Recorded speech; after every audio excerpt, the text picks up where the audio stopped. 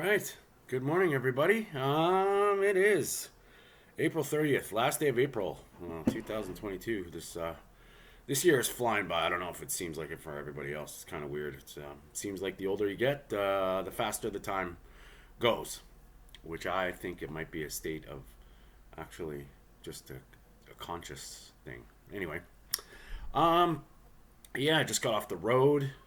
I've been, road and a little bit of local stuff too. Working hard, long days. Yeah, I checked in on the ferry. Now I'm back. Still trying to get those 10,000 steps every day, which is not a problem, especially when I'm working and I am taking cold showers, even on the road. And today I want to talk about hunger and how I believe we are so misconstrued or our understanding of hunger is signal, eat, and I would argue that that is not natural. I believe, just speaking from personal experience, once again, I'm not a doctor or a scientist. I am studying to be a nutritionist, so I have, and I've lived the a progression over the last few years of, I think I can now start to understand what happened, especially when it comes to body composition and hunger, dieting. I mean, I'd love to say that I intermittent fast, but whatever label you want to call it, the fact of the matter is I'm never hungry. And there's certain things that are going on there. Whether you call it fasting, whether you call it like I don't ever plan my fasts. I am gonna be doing something with my uncle, just to get into some of the longevity pathways and growth hormone boosting, which I'll tell you my story. Was the reason I started fasting in the first place and started down this low carb sort of keto avenue, and that led me to basically being, I would say, pretty much obligate hypercarnivore, which is about 70% plus animal foods, and then plants, not ever. That I don't require plants, but I'll eat them. Probably not to my liking, but you have to live. So anyway, that is another thing. What we're talking about today is hunger. Now, I've said it before, where I believe health, wellness, mind, body, and soul is a delicate dance with all of your systems, your nervous system, your respiratory system, your hormones. Everything has to be flowing in balance, and I think our bodies know how to do that. I think our bodies, as we age, get better at living. Unfortunately, we tend to get in the way. I honestly believe it's not natural. Yes, aging is sort of natural, but do we have to age as fast? And why do we get sick? So when you look at non-communicable disease, autoimmune conditions, and stuff that you can't spread, right? If your body wasn't born that way, you've developed it or acquired it, or something has happened that has led your body down that road. So if you think you're just genetically destined for some kind of future, then the epigenetic theory doesn't work. Because what they're showing now with science is that epigenetics matter. That is the stuff that influences your genetics, whether it signals genes to transcribe or not. You can affect them with your environment, with your diet, with the way you live. So now that opens up a whole new avenue of control, so to speak. We've always been, sort of programmed that, once we make a decision that, it's like terminal or something, that it's final. And I don't accept that. I have personally gone from not being able to lift my arm above my shoulder, not being able to run up the stairs, 2 flights of stairs, and not only can I move, not only can I do exercise now, but I'm in the best physical condition of my life at 46 years old. And it happened after I was very abusive to my body, and I was not healthy. I mean, growing up in my 20s and 30s were just like probably the epitome of not what to do. I mean, God, I think I slept one weekend in my 30s. Like, it's just ridiculous. And that's a story for another day. But I was feeling old. I was feeling like my life was going this way and I was slowing down. And the more research I did, and it just started progressing, started walking, started going to the gym, started doing some movement stuff, and then got into it a little bit deeper with my diet. And then I realized what, like, diet will affect the way your body works 100%. And you don't have to be perfect. You just have to realize, you might have to take a red pill here and wake up to the idea that they haven't been on our side. They have not been on our side. We've been told a whole bunch of things that are not true. And I don't want to be absolute. I don't want to speak in absolutes. But I absolutely feel great. And I believe if you do not feel great every day, wake up feeling amazing, happy to be alive, looking forward to the day, energetic, no pain, no brain fog, then there's something going on. And it's in your control, it's in your power to make a difference. That should be the strive. Feel great every day, whether you do this thing or that thing. Now, I was talking about hunger. I was on the road, hungry, never. I plan for my food. I plan my road trips. I cook a lot of meat, and then I bring some cheese, and I bring some like snacks like pepperoni and stuff. Like, whether it's perfect or not, doesn't matter. But I can go the whole day without eating, without planning on eating. And if I don't get to pull over and stop somewhere to get food, I'm fine. Why? Why did I used to panic after 2 hours of freaking out? I used to be like the hangriest guy on the planet. What's happened? Well, you could argue that my body has adapted to not eating, which is somewhat true. Or you could argue that my hormones are firing a little differently than everybody else's. And that has taken a lot of time. And I believe this is what happened to me. I learned about low carb. I learned about a ketogenic diet. I started reading about a ketogenic diet. Intermittent fasting came along with it. While I was attempting badly a ketogenic diet, I was getting fat adapted. Now, that is not about ketosis. That has nothing to do with keto. Fat adapted just means that when you eat fat without the presence of carbohydrates, you can use your own body fat for energy. It's a tank. It's a fuel tank. You can switch back and forth.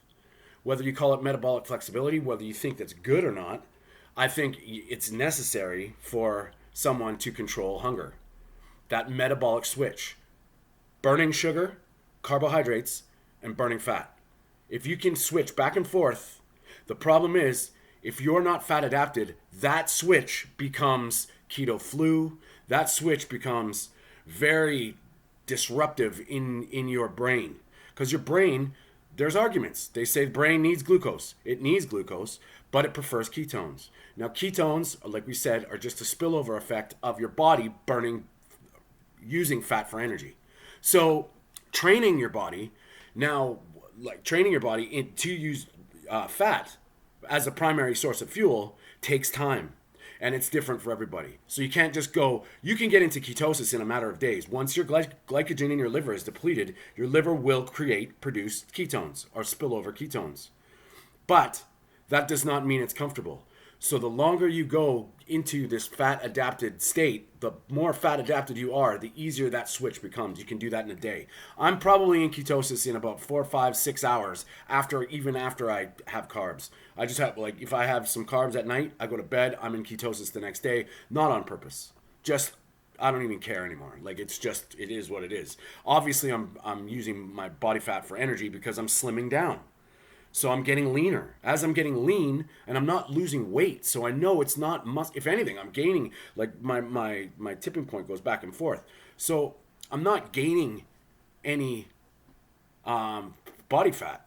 I'm leaning out, but gaining lean tissue because that weight is fluctuating. So I'll lose a bit of body fat, and then my lean muscle weighs more, so it goes up a little bit slower. Right now, I'm currently about 175 pounds. I've been up to like 179. I've been down to 172. We all knew when I started these videos back in January, I was 185, and I was locked at 185 until I went beef, butter, bacon, and eggs. Another proof that fat does not make you fat. Beef, butter, bacon, and eggs for a month and went down to 170, which is the lightest I've been since high school. So weight is irrelevant. Lean body mass is essential. The leaner you are, the leaner your muscles, your bone density, that stuff weighs more. So it's going to help that metabolic help you. I hate saying calories, but use energy. Your lean muscle will help you use energy more efficiently, and it gives you a little bit more play with your carbohydrates. Now, I don't believe carbohydrates. They're not essential. We don't need them. Not 1 gram ever. That's referencing Bart K. And I believe that.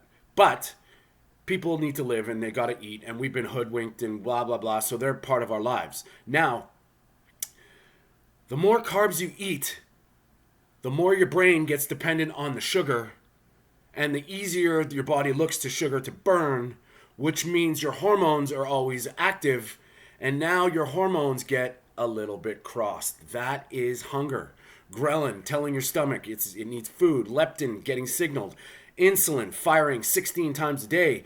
Now, if you calm the insulin down, let the glucagon function. I know, see, this is what gets happening. Now, your circadian rhythms with your testosterone, you don't have cholesterol. It gets confusing, I know. So now your testosterone can't convert to estrogen, ladies. Now you're estrogen dominant because you're luteinizing hormone. Your cycle's all... Now, insulin is playing with that. See, you got to take a step back, relax. All it means is that you need to let your body do what it's supposed to do. And that means sometimes not eating. Hunger is made up because your body is craving sugar, not requiring. So some people are very, very, very carb addicted. Not their fault, because their body is used to always having glucose at its disposal. You need to stop that thought. You need to stop that thinking. It's very, very difficult to give up carbohydrates. And you want me to prove it? Stop right now. Stop eating carbs for 7 days.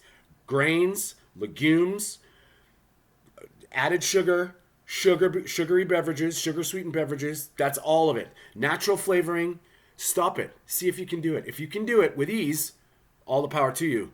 You're in control, which is great. Now you can start worrying about other things. And another little trick. Something to be said. In the presence of insulin, you will never, ever, ever lose body fat. Insulin puts things in cells. So when it's active, how is it supposed to remove them? And you do most of your fat burning while you're sleeping through your lungs. Wild, isn't it? I know. So, I was away, I was out of town, I was not hungry, I was not full. I had to go off the rails a couple times because I ran out of food and I was a little bit longer than I was expecting. But it's okay. I'm not perfect. I try, and I really battle with myself to not worry about the small things. Sometimes I'll have ice cream. It's not good for you. I'm not kidding myself. Sometimes when I have to have pizza, I understand the worst thing about that pizza is the bread. I hate it, but I love it at the same time. But I'm no longer carb addicted. I know this because I don't have any feelings towards having that food. So once that signaling gets repaired, once the hormones are really doing their job, you can really get into controlling this. And what do I see as your food? What is this? It should be freedom, empowering, motivating, inspiring, nutritious. It should not be holding you back. If you are emotionally tied to food, that is not natural. You have to look at what you got to do to help yourself. You do not go from 0 to 100. You need to take this in steps. And I've got my 10 Commandments video down there. Just start to understand that the stuff that they put in packaged food, processed food, is Ultra processed food is ultra garbage for your body. It will not do you any favors, and you need to stop eating it to realize that natural food has none of these signals, none of these cravings, because you don't have to eat 16 times a day. It does not work like that. You do not need to stack. You will not starve. You do not need to fast. But these are tools that can be very valuable if you decide to go down that pathway. And if you do, I'm here for you. But there's a process and there's steps that I can help you with to try and start mitigating this danger, all these problems that are modern day diseases of civilization. And you got to decide what you want to do, how you want to live. And when you want to start waking up to the fact that, you know what, we've been lied to 100%. And they're going to keep lying to us because they want us to consume. Profit driven. All this stuff I can teach you is absolutely free, baby. So, you got some choices to make, and I want you to be great. That's our goal. That should be our channel. Feeling great every day. Wake up feeling great. No matter what happens, you need to recover for a day, feel great. All right? Stay strong, everybody. Please, if this can help somebody, if you know somebody that these videos can help, share it with some friends and family. And I'm also very much here for anybody that wants to comment or email me. I'll put my contact information below. Please, guys, like and subscribe to the channel if you're down. I really appreciate it. And I'm going to keep sending this message out that's not sciencey. I want to keep it layman. I want to keep you guys... I will do the heavy lifting, the research. And even though I'm not a scientist, what is knowledge? Knowledge is passed from something to something. And is it truth? Not always. So just because someone went and got a university degree, are they knowledgeable? Probably. Is my internet studying any different than going to the library for 5 years and learning about this stuff? Biology is biology. Nutrition and science doesn't really exist. And if you look at anecdotal evidence, which is just not documented, just proof from other people, present company included, this shit works. And everything they've told me to do, I've done the exact opposite. And I'm absolutely turned my life around because of it. Do you need more proof? Then maybe you should try it. Become your own experiment. Due diligence. Do your own research. Find this shit out for yourself because it's powerful. And if I can help you, guide you, give you a little bit of advice along the way, explain, break some things down for you because, it gets complicating. I'm here. Please like, subscribe, have a great day, and we will see you soon. Take care.